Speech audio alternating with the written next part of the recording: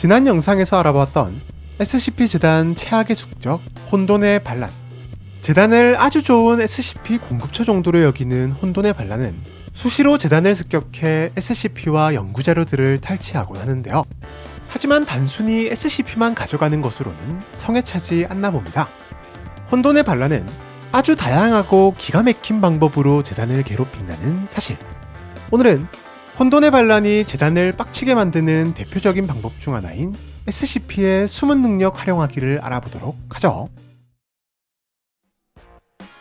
평범했던 어느 날, 재단에게 자신이 혼돈의 반란 측 요원이라 주장하는 A씨가 접근했는데요. 그는 혼돈의 반란 측 기밀 정보들을 제공할 테니 자신을 재단에 영입해달라는 제안을 했답니다. 당연하게도 의심스러운 부분이 많았지만 한참 혼돈의 반란을 추적 중이던 재단은 정보도 얻을 겸 이를 수락하는데요. 그는 실제로 수많은 정보들을 제공했고, 특히 여기에는 혼돈의 반란의 다음 목표가 SCP-884-4의 탈취라는 것도 포함되어 있었답니다. SCP-884-4 통칭 면도용 손거울은 재단이 격리 중인 안전등급 사무령 SCP인데요. 사실 884는 면도에 필요한 다양한 물품 7개가 한 세트였지만 하나하나가 꽤나 강력한 변칙성을 가지고 있던 탓에 대부분 혼돈의 반란이 재단을 떠날 당시 탈취하거나 탈취하는 과정에서 파괴되어 버렸답니다. 하지만 그 중에서 884-4만은 유일하게 재단에 남아있던 것인데요. 사실 그도 그럴 것이 재단 박사들이 평가하기에도 주의 시간을 느리게 만드는 타우미엘급 SCP나 어떤 물건이든 집어들 수 있는 SCP 등 강력한 변칙성을 가진 884 세트 중에서도 884-4는 가장 쓸모없는 애매한 변칙성을 가지고 있었기 때문. 884-4가 가진 변칙성은 거울을 본 대상에게 가벼운 환각을 일으키는 것으로 가령 면도를 했는데도 면도가 안 되었다고 느끼게 만들어 오랜 시간 노출 시 부상의 위험이 있긴 하지만 딱 거기까지가 끝. 무기로 활용하거나 위험하게 사용될 만한 요소가 딱히 없었답니다. 실제로 884-4는 안전등급을 부여받은 채로 그저 평범한 사물함에 보관되고 있었고, 누구나 미리 허가만 받는다면 연구에도 제한이 딱히 없었는데요. 즉, 재단이 판단하기에 전혀 혼돈의 반란이 탈취할 만한 SCP가 아니었지만 딱히 조심해서 나쁠 것도 없었기에 더 안전한 격리기지로 옮기게 된답니다. 그런데 며칠 뒤 진짜 혼돈의 반란이 기지를 습격했고, 어떻게 알았는지 884-4를 찾아내 탈취해간 것은 물론 A씨까지 깔끔하게 제거했는데요. 하지만 재단 측 조사반이 혼돈의 반란이 남긴 것으로 보이는 몇 가지 단서들을 발견. 이를 근거로 추적한 결과 혼돈의 반란이 사용 중인 것으로 보이는 창고 하나를 발견할 수 있었답니다. 혼돈의 반란은 이곳에서 884-4를 이용해 대규모 실험을 진행 중이었고, 재단은 즉시 창고를 습격. 상당히 위험한 전투를 겪긴 했지만 884-4를 포함한 몇 가지 SCP를 되찾는 데 성공하는데요.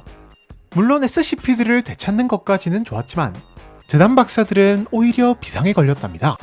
굳이 884-4 하나만을 탈취하기 위해 기지를 습격한 혼돈의 반란, 그리고 884-4로 대규모 실험을 진행 중인 모습을 본 이상 884-4에 자신들이 모르는 엄청난 변칙성이 있을 것이라 생각할 수밖에 없었던 것. 박사들은 즉시 수많은 인력과 자본을 투자해 연구를 시작했지만 아무리 연구를 해도 원래 알고 있었던 환각 능력 말고는 또 다른 변칙성을 발견할 수 없었고, 결국 시간이 흘러 연구를 종료하게 된답니다. 하지만 우연일까요? 이상하게도 연구가 종료되자마자 혼돈의 반란은 다시 한번 재단에 침투해 884-4를 탈취하려 시도했는데요. 다행히 지켜내는 데는 성공했지만 박사들은 아무리 생각해도 이상했답니다. 별 도움도 안 될 것 같은 SCP를 탈취하기 위해서 20명이 넘는 요원들을 희생시킨다고? 이에 다시 한번 884-4에게 분명히 숨겨진 변칙성이 있을 것이라 판단. 이제는 옵5까지 나서서 다시 연구를 진행할 것을 명령했는데요. 하지만 수년간의 연구에도 추가적인 변칙성을 발견할 수는 없었고, 결국 연구만 할 게 아니라 차라리 스파이를 보내 단서를 찾기로 결정했답니다. 실제로 재단은 오랜 시간 공을 들여 혼돈의 반란 측에 스파이를 심는 데 성공했고, 884-4에 대한 충격적인 정보를 얻게 되었으니 실제로 884-4에게는 다소 심각한 결과를 초래하는 변칙성이 숨겨져 있었다는 사실. 숨겨진 변칙성은 바로 자신을 본 대상의 결정 능력을 완전히 사라지게 만드는 것. 에이 뭐 별거 아닌데? 싶기도 하지만 이는 생각보다 치명적인 능력으로 884-4의 능력이 완전히 발현된 대상은 대개 목숨을 잃게 되기 때문이랍니다. 실제로 제2요원은 SCP와의 전투라는 긴박한 상황에서도 무기를 사용할까 말까를 선택하지 못해 죽음을 맞이했으며 C 박사는 목욕을 하던 중 욕조 밖으로 언제 나갈지를 결정하지 못해 결국 익사로 죽음을 맞이하는 등 다들 빠른 결정을 하지 못한 탓에 다소 어이없는 죽음들을 맞이하게 되었는데요.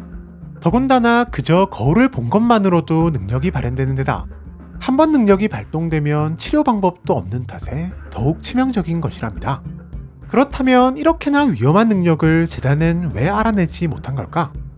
사실 884-4의 결정 능력을 없애는 변칙성에 대해서는 과거 재단에서도 연구를 통해 알아낸 적이 있었답니다.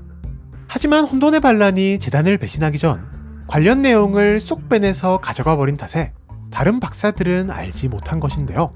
게다가 884-4의 능력은 짧게는 6년에서 길게는 10년이 지나서야 본격적으로 발현되는데 재단은 D계급 인원들을 활용하고 한 달마다 처리하다 보니 암만 실험을 해도 장기적인 효과에 대해서는 알 수가 없었던 것이랍니다.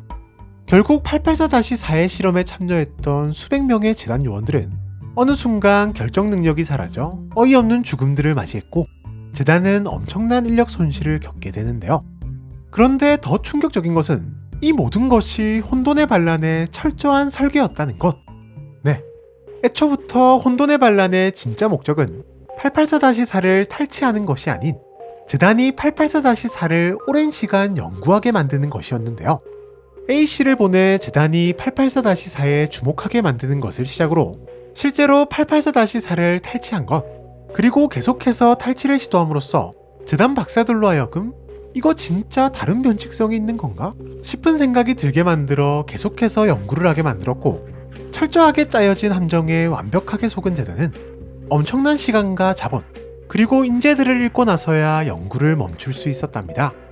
이렇듯 884-4와 혼돈의 반란에게 호되게 당한 재단은 즉시 884-4에 대한 모든 접근을 금지시킨 뒤 깊숙한 창고에 보관했고 실험을 하기 위해서는 반드시 O5의 허가를 받아야 하는 등 격리 절차 역시 엄격하게 바뀌게 되었는데요.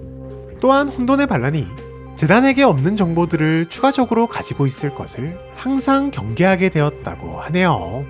지금까지 혼돈의 반란이 재단을 빡치게 만드는 방법에 대해서 알아보았는데요. 여러분들은 혼돈의 반란이 재단으로부터 어떤 SCP를 탈취하는 게 가장 치명적이라고 생각하시나요? 여러분들의 의견을 댓글을 통해 남겨주시면 감사하겠습니다. 그럼 많은 댓글 남겨주시길 바라면서 우리는 다음 영상에서 또 만나도록 하죠. 안녕!